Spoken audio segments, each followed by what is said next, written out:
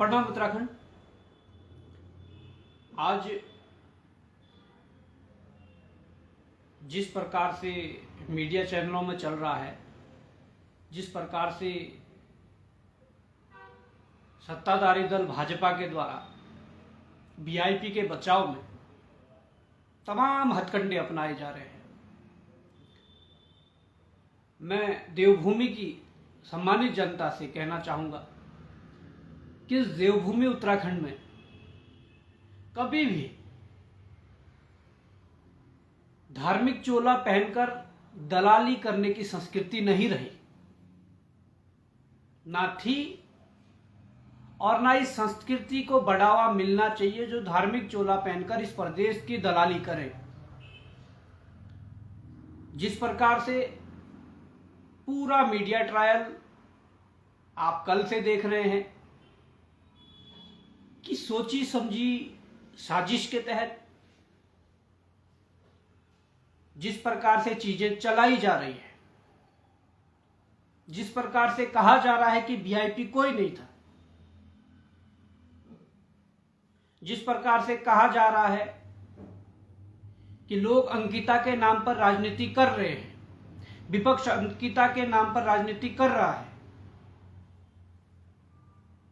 तो मैं यही कहना चाहूंगा कि अंकिता को न्याय दिलाने के लिए यदि कोई व्यक्ति, कोई संगठन, कोई पार्टी अगर सड़कों में उतरकर अंकिता को न्याय दिलाने के लिए संघर्ष कर रहा है, अगर किसी की नजर में वो राजनीति है तो ऐसी राजनीति बारंबार करनी चाहिए। ऐसी राजनीति हमेशा करनी चाहिए जहां पर एक बेटी, एक बहन को न्याय दिलाने के लिए सड़कों पर उतरकर संघर्ष करना पड़े, तो ऐसी राजनीति हर किसी को करनी चाहिए। क्या वो राजनीति नहीं है कि तुम विपक्ष के पुतले फूको?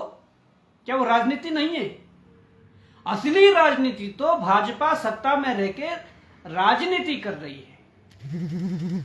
राजनीति शब्द भी शोभा नहीं देगा अगर राजनीति शब्द का प्रयोग करे। असली कूटनीति भाजपा कर रही है, कूटनीति जिसे कहते हैं।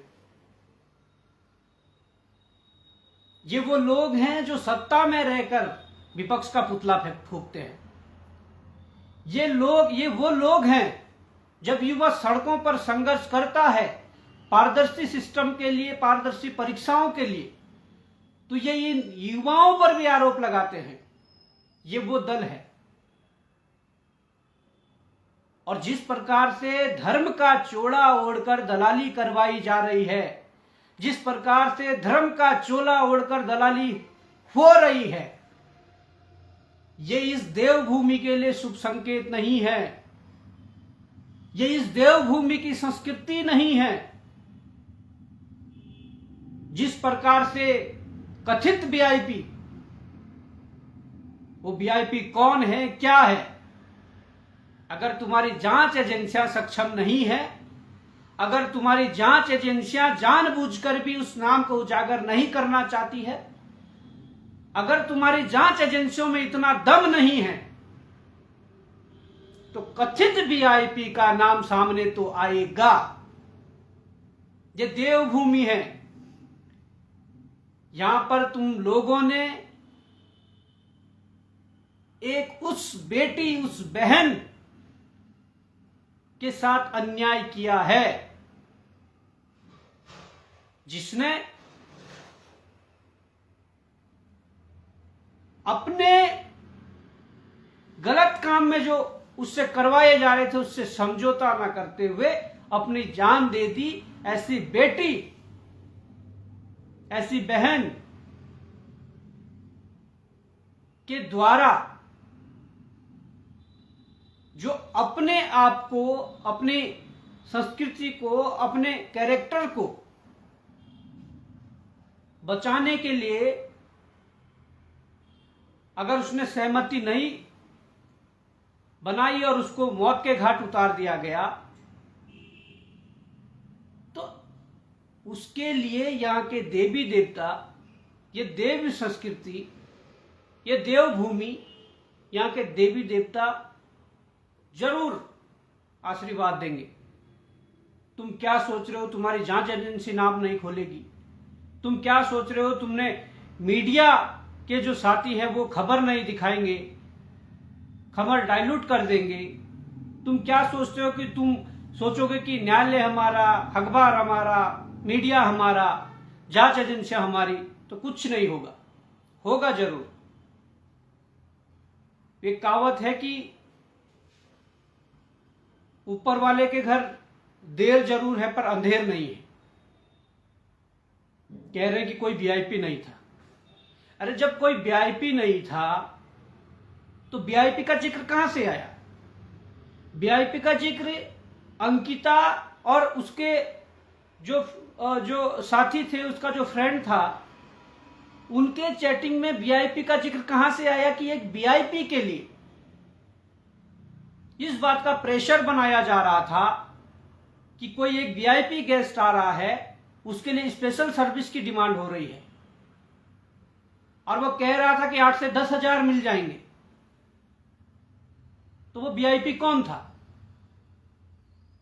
जब इन गुनहगारों को, जिन्हें आजीवन कारावास दी गई है, जब इन गुनहगारों को इसलिए आजीवन कारावास दी गई है कि वो देह व्यापार की तरफ उस बेटी को धकेल रहे थे, जिस कारण उसकी हत्या करी गई या जो भी सारा प्रकरण हुआ, तो देह व्यापार की तरफ अगर ये लोग धकेल रहे थे, किसके लिए धकेल रहे थे? किसकी डिमांड थी? किसकी डिमांड थी? क्या वो वीआईपी नहीं था? और अगर वीआईपी था तो उसके बचाने के लिए इस प्रकार की चीजें क्यों की जा रही है? उसको बचाने के लिए तमाम प्रकार के षड्यंत्र किए जा रहे हैं। उसको बचाने के लिए ना जाने क्या क्या और षड्यंत्र होंगे, पर वो वीआईपी सामने आएगा, उस वीआईपी का नाम सामने आएगा।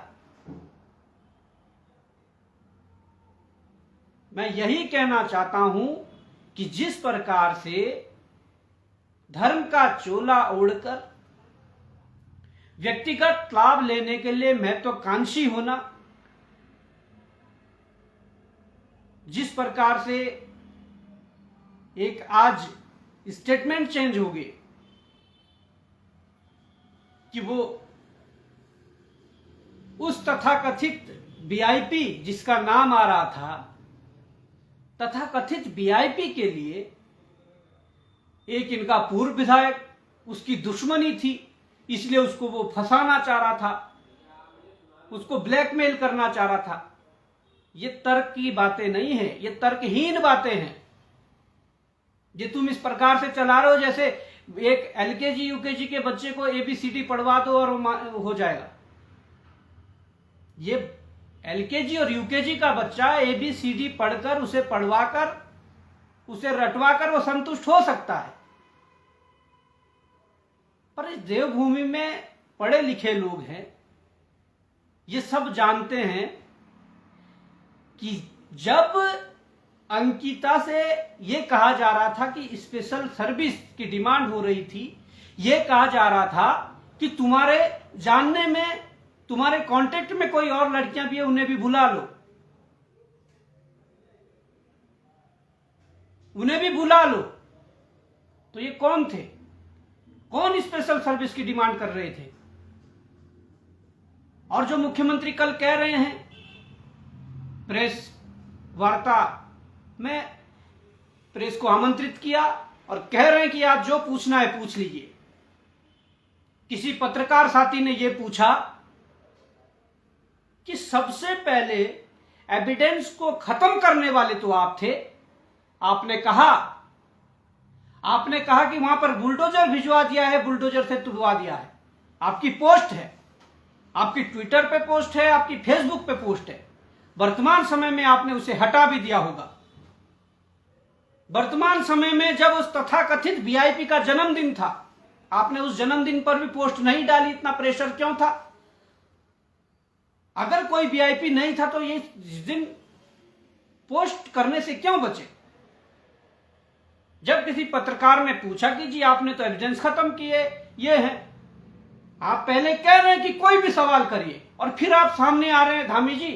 जैसे सवाल आता है कि उस बुलडोजर चलाने वाले कौन थे, आपकी पोस्ट थी, कि बुलडोजर चला दिया गया है, फिर आप उस पत्रकार को कहते हैं नहीं नहीं वो हो जाएगा, वो सवाल मत पूछो। क्या तुम लोग केवल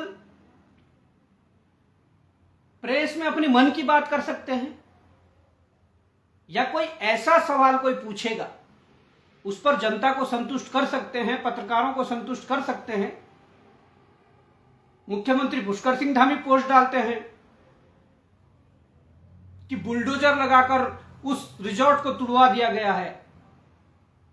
वहां की विधायक का स्टेटमेंट आता है, आज भी पड़ा हुआ है, वो कहते हैं कि रातों रात हमने इस पर बुलडोजर चला दिया। वहां के उस तत्कालीन जो डीएम है, पहले दिन स्टेटमेंट आता कि हां बुलडोजर चलाया गया। जब मामला तूल पकड़ता है तो दूसरे और तीसरे दिन उसका बयान बदल जाते हैं। यह प्रेशर किसका था? यह प्रेशर क्यों था? क्योंकि इस कानून को हमने बहुत करीबी से देखा है। अगर कोई गरीब, असहाय और बिना पहुंच वाला आदमी इस कांड में होता, इस घटना में होता, तो उसको कब की सीबीआई जांच हो जाती, उसको कब को फंदे पर लटका दिया जाता, उस पर कब की कार्रवाई हो जाती। पर जिस प्रकार से वीआईपी था, वीआईपी है, और भविष्य में जब तक उसका नाम नहीं आया तब तक वो वीआईपी है। क्योंकि ऐसा आप बिल्कुल इग्नोर नहीं कर सकते कि वीआईपी नहीं था। जब पुष्प और अंकिता की चैटिंग हो रही है, उसमें साफ तौर पर बताया जा रहा है कि वीआईपी के लिए स्पेशल सर्विस की डिमांड हो रही थी। तो वो वीआईपी कौन है? उत्तराखंड की जांच समितियां, उत्तराखंड की सरकार, मुख्यमंत्री पुष्कर सिंह धामी, इनके तथाकथित प्रदेश अध्यक्ष क्यों उस वीआईपी को बचाना चाह रहे हैं? इस बात को जोर देना पड़ेगा कि वीआईपी था, पर वो वीआईपी कौन था? वीआईपी कौन था?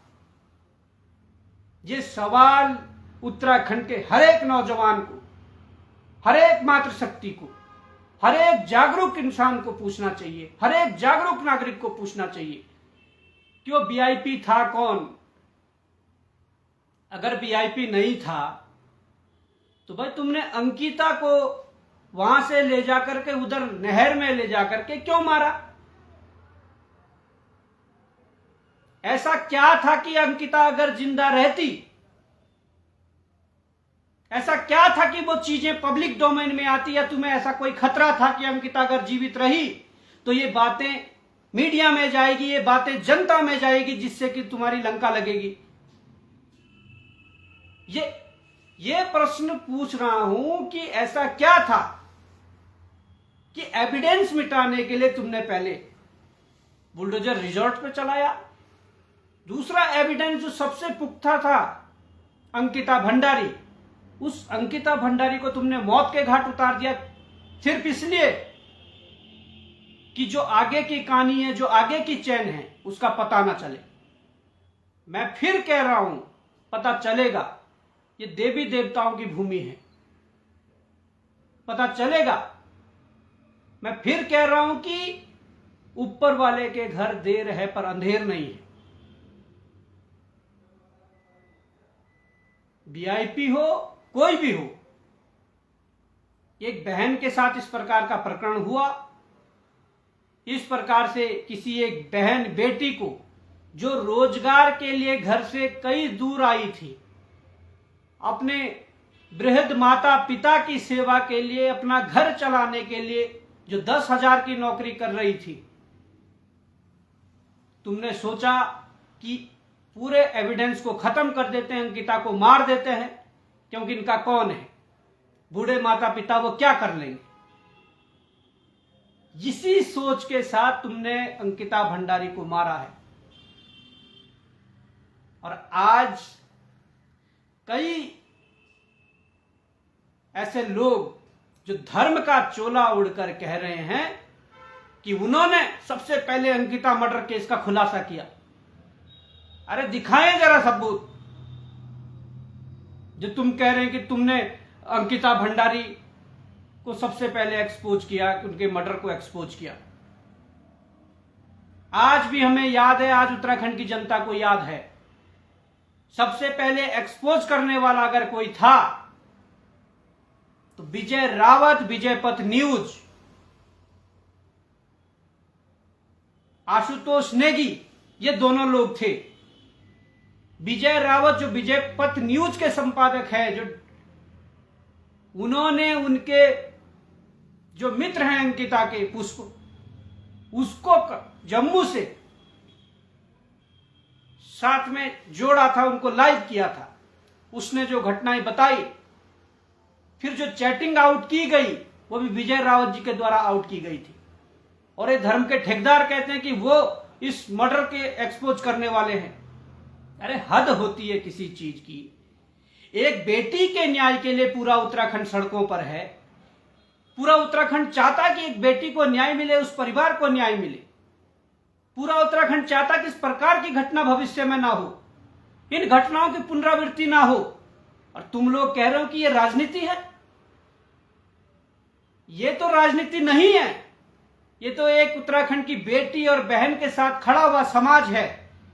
ये तो राजनीति नहीं कर रहे। और अगर कोई किसी के न्याय के लिए, समाज के हित के लिए अगर कोई राजनीति भी कर रहा है तो ऐसी राजनीति को सलाम है, ऐसी राजनीति होनी चाहिए। पर तुम धर्म के ठेकेदार दलाली कर रहे हो, इसका कुछ नहीं है। तुम पार्टी का झंडा, डंडा, पार्टी का गमछा पहनकर जो दलाली, सत्ता की चाटुकारिता कर रहे हैं, उसका कुछ नहीं है, वो राजनीति नहीं है। अरे आज अंकिता के साथ ऐसा हुआ।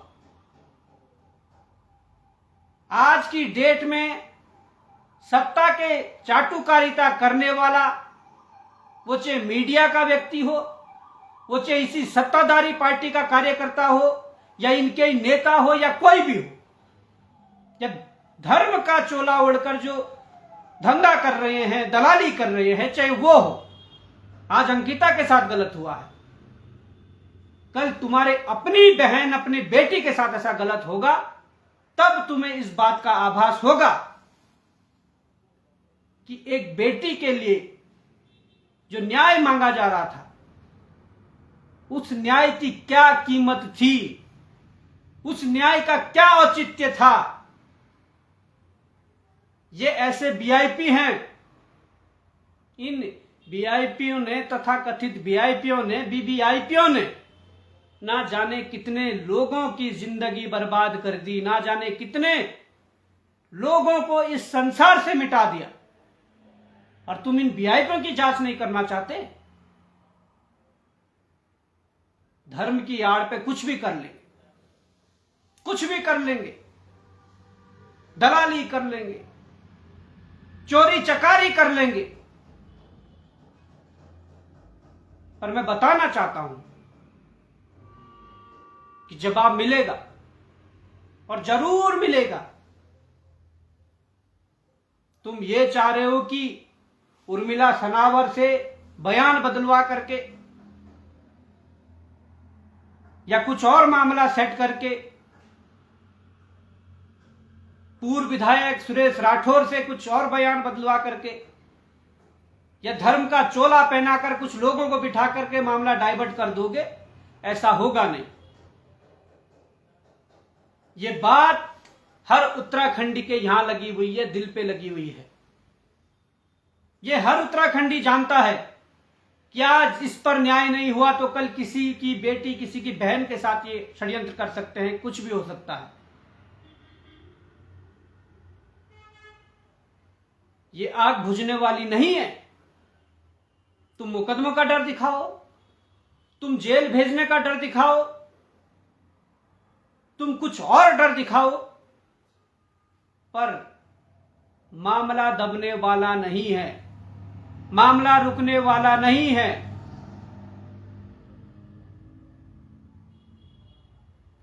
आने वाले समय में इसका सबक जरूर मिलेगा।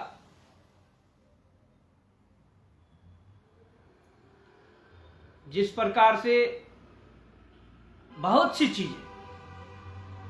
वो धर्म रक्षक ये भी कह रहे थे अभी अपने प्रेस कॉन्फ्रेंस में कि जी कुर्सियों की चिंता हो रही थी, कोई दिल्ली दौड़ रहा, कोई कहीं दौड़ रहा। इसका मतलब, सीधा मतलब है कि कुर्सियों की जो तुम्हें डर था, कुर्सियों के लिए जो दौड़ लगाई जा रही थी, तुम्हें बहन अंकिता को न्याय मिले इसकी कोई चिंता नहीं थी। यह सच्चाई उगल गई है वो मीडिया के सामने कि कुर्सियों की दौड़ लगी हुई थी। तो मैं बताना चाहता हूं, तुम लोग इतना ही चाहते थे कि कुर्सियां बची रहे, और कुर्सियां बच जाएंगी तो सब हो जाएगा। पर कुर्सियां कब तक बचेगी? ऊपर वाले की जब लाठी पड़ेगी उसकी आवाज नहीं होती, यह बात ध्यान रखना। ऊपर वाले की लाठी पड़ने पर कोई आवाज नहीं आती, और ये लाठी पड़ेगी। ये उस माता, उस पिता की बद्दुआ भी लगेगी, ये पूरे उत्तराखंड के समाज की बद्दुआ लगेगी। कहते हैं कोई वीआईपी नहीं था, कोई वीआईपी नहीं था। वीआईपी का जिक्र बार बार हो रहा है, वीआईपी का जिक्र व्हाट्सएप चैट में भी हो रहा है, वीआईपी का जिक्र जो न्यायालय में जो दलीलें दी जा रही है उसमें भी वीआईपी का जिक्र हो रहा है। कोर्ट यह भी लिख रहा है कि इसलिए आजीवन कारावास दिया गया कि ये अंकिता को देह व्यापार में धकेलना चाह रहे थे। अरे देह व्यापार में अगर धकेलना चाह रहे थे तो किसके लिए धकेलना चाह रहे थे? किसकी डिमांड पे? कौन था वो व्यक्ति जो स्पेशल सर्विस की डिमांड कर रहा था? कौन था? कोई वीआईपी होगा, वीवीआईपी होगा। और तुम कह रहे हो कि कुछ नहीं है, तुम कह रहे हो कि विपक्ष के लोग तो राजनीति कर रहे हैं। समय आएगा, मैं बताना चाहता हूं। सीधी सी बात है कि जिस प्रकार से तुम्हारे मीडिया मैनेजमेंट से लेकर, जिस प्रकार से तुम्हारी जांच समितियों से लेकर, जिस प्रकार से बहुत सी चीजें हैं, ऐसे बहुत एग्जाम्पल है। कोई मीडिया वाला या कोई इनका कार्यकर्ता, कोई इनका प्रवक्ता आकर ये ना कहें कि जी हमारे तो ये है, सो है, सब पारदर्शी है, सब जीरो टॉलरेंस है। अंगुलियों पे गिनवा दूंगा कितने पानी में हो, अंगुलियों पे गिनवा दूंगा कितने एग्जाम्पल है तुम्हारे दलालियों के, तुम्हारे भ्रष्टाचार के। और तुम कहते हैं कि जीरो टॉलरेंस चल रहा है, जी राम राज्य है। अरे तुम जैसे बेईमान, तुम जैसे भ्रष्टाचारियों, तुम जैसे दुराचारियों के मुंह से तो राम शब्द सुनना भी बेकार लगता है। तुम उस शब्द को कहने लायक लोग नहीं हो जिस राम राज्य की तुम बात करते हो। खैर छोड़ो, फिर कह रहा हूं कि यह देवभूमि है, चीजें सामने आएंगी। आज मामला तुमने समेट लिया होगा, किसी को पद का लालच दिया होगा, किसी को टिकट का लालच दिया होगा, किसी को कुछ लालच दिया होगा। पर जिस दिन उस चीज की पूर्ति नहीं होगी, जिस चीज का तुम लोग लालच दे रहे हो, उस दिन ये रिकॉर्डिंगें फिर खुलेंगी। ये लिख के ले लो, उस दिन ये रिकॉर्डिंगें फिर खुलेंगी। जो आज स्वयंभू बने हुए हैं, ये रिकॉर्डिंगें उनकी भी हैं, ये उनकी रिकॉर्डिंगें भी खुलेंगी कि उस दिन क्यों मामला सेट हुआ था, उस दिन क्या हुआ था। इस बात को गहराई से सुनना, इस बात को गंभीरता से सुनना कि जिस दिन ये फिर इस चीज की पूर्ति नहीं कर पाओगे, जिस चीज के बलबूते तुम लोगों ने मैनेज किया है चीजों को, जिस दिन वो पूर्ति नहीं होगी, उस दिन ये चीजें फिर खुलेंगी। पर दुख सिर्फ इस बात का रहेगा कि एक बहन को न्याय दिलाने के लिए हम सब लोग प्रयास कर रहे थे, पर सत्ता के कुछ दलालों ने मैनेज करने के लिए तमाम हथकंडे अपना लिए। सत्ता के कुछ दलालों ने पूरी प्रक्रिया को मैनेज करने के लिए सब कुछ लगा दिया। पर जब वो समय आएगा, जब वो समय आएगा तो मुझे लगता है कि तब पछता के कोई फायदा नहीं है, तब पछता के कोई फायदा नहीं है। क्योंकि इनका तथाकथित जो वीआईपी है, वीवीआईपी है, वो दिल्ली में बैठकर यहां डीजीपी को मेल करते हैं, डीजीपी को मेल करते हैं कि मुकदमा होना चाहिए, और मुकदमा हो जाता है। जिनके जो और लोग हैं वो फोन करते हैं एसएसपी को कि मुकदमा होना चाहिए, और मुकदमा हो जाता है। पर उत्तराखंड के भीतर उत्तराखंड की जनता से पूछना चाहूंगा, जब हमारे और तुम्हारे साथ गलत होता है, जब कोई ऐसी घटना हो जाती है, तो हमारे और आपके जूते घिस जाते हैं एक मुकदमा लिखवाते लिखवाते। क्या ये वीआईपी कल्चर इस प्रदेश के लिए ठीक है? इस चीज का जवाब जनता मांगेगी और मांगेगी। जब आप अपने जल जंगल जमीन के लिए, अपनी बहन बेटियों की सुरक्षा के लिए सड़कों पर उतरोगे, आवाज उठाओगे, मुख्यमंत्री आवाज कूच करोगे, सचिवालय कूच करोगे या अनशन करोगे, तो आप पर मुकदमा चिपका दिया जाएगा, आपको जेल भेजने की तैयारी हो जाएगी, आपको वर्दी का डर दिखाया जाएगा, आपको जांच का डर दिखाया जाएगा। तो क्या ये कल्चर, ये वीआईपी और वीवीआईपी कल्चर इस प्रदेश के लिए ठीक है? ये सवाल उत्तराखंड की जनता सत्ता से कर रही है, ये सवाल धामी जी और मोदी जी से कर रहे हैं। किस प्रकार का वीआईपी कल्चर, जहां जो गुंडे मवाली है, जो भ्रष्टाचारी है, जो गुनाहगार है, जो आरोपी हैं, वो तो मौज काटे। जो ईमानदार है, जो ईमानदारी से इस प्रदेश में रहना चाहता है, खाना चाहता है, कमाना चाहता है,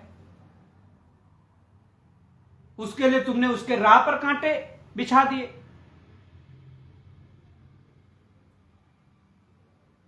और वो धर्म का चोला ओढ़कर कह रहे हैं कि कुछ लोग बल, 12 लोग बल मुख्यमंत्री का वो देख रहे हैं। अरे मान्यवर, मुख्यमंत्री के नाम पर दलाली हो रही है, धर्म के नाम पर दलाली हो रही है। किस प्रकार का लॉलीपॉप पकड़ा दिए गए हमें नहीं पता, पर वो चीजें सामने आएंगी। पर जो भी है, एक बहन को न्याय दिलाने की लड़ाई में अगर इस प्रकार की चीजें हुई है, तो निश्चित ही ये हम सबका दुर्भाग्य है, इस प्रदेश का दुर्भाग्य है। आज बहन अंकिता भंडारी इस भ्रष्टाचार की, इस सत्ता की भेंट चढ़ी है, भ्रष्ट सत्ता की भेंट चढ़ी है। कल दूसरा नंबर किसी का भी हो सकता है, किसी का भी हो सकता है। तो इसलिए बताना चाहूंगा कि ये कुछ भी कहें, ये मामले को कहीं भी डाइवर्ट करें, पर उत्तराखंड की जनता ने ये संकल्प ले लेना है कि इस सत्ता ने एक बहन को न्याय नहीं दिलाया, एक बहन को न्याय नहीं देने दिया। प्रदेश के मुख्यमंत्री ने इस मामले में लापरवाही बरती। इस बात को ध्यान रखना,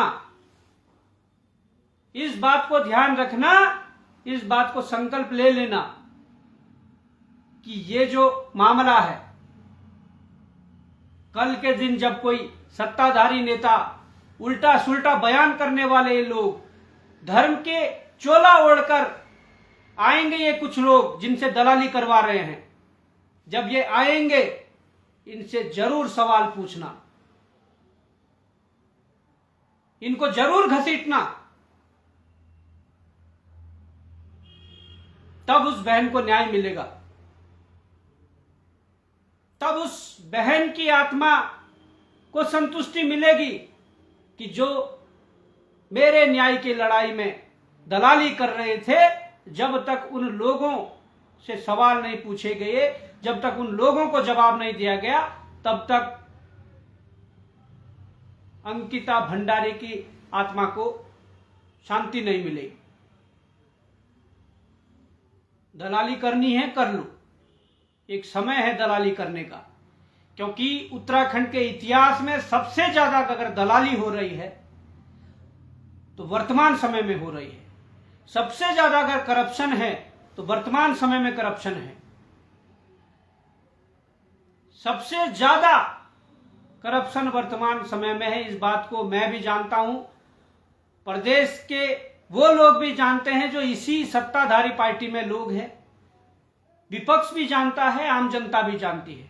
करवा लो दलाली जितनी करवानी है, पर इस बात को ध्यान रखना, इस वीडियो को संभाल के रखना, वो दिन आएगा जिस दिन वीआईपी का भी नाम आएगा, वीवीआईपी का भी नाम आएगा। इस बात को ध्यान रखना। और जिस दिन ये धर्म का चोला ओढ़कर दलाली करने वाले लोगों के भी खुलासे होंगे, वो दिन आएगा।